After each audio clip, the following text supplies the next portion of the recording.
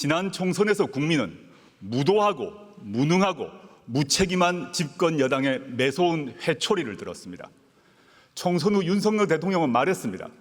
국민의 뜻을 겸허히 받들어 국정을 쇄신하고 경제와 민생 안정을 위해 최선을 다하겠다. 새빨간 거짓말이었습니다. 부자와 강자만 챙기는 국정 기조를 바꾸지 않았습니다. 경제와 민생 파탄을 외면하고 있습니다. 현재 서민들은 코로나 시국보다 삶이 어렵다고 하소연합니다.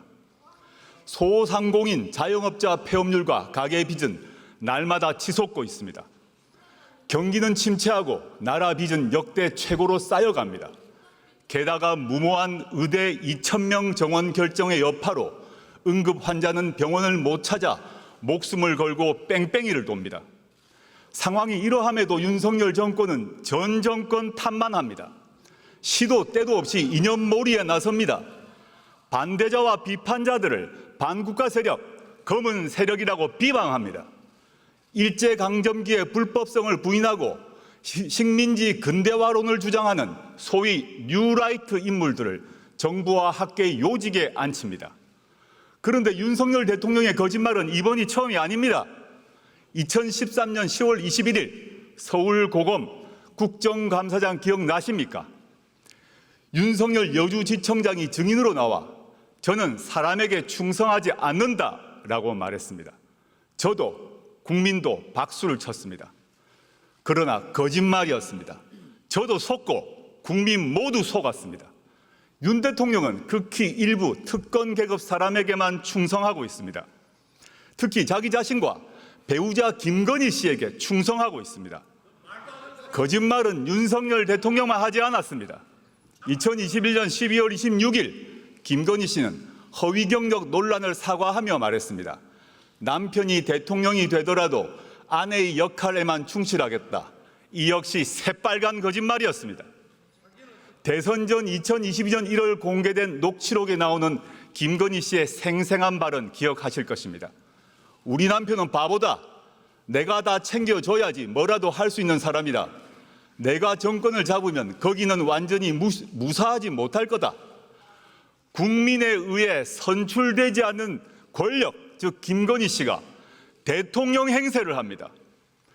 여당 대표와 문자를 하며 회유하고 압박합니다. 정부 인사를 자신이 한다고 자기 입으로 말합니다.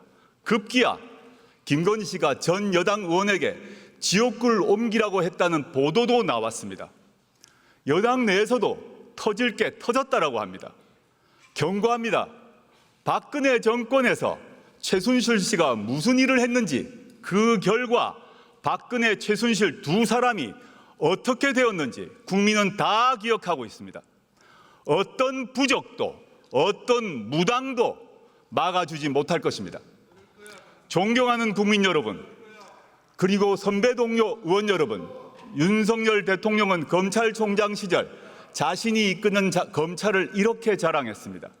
살아있는 권력의 비리를 눈치 보지 않고 공정하게 수사하는 검찰.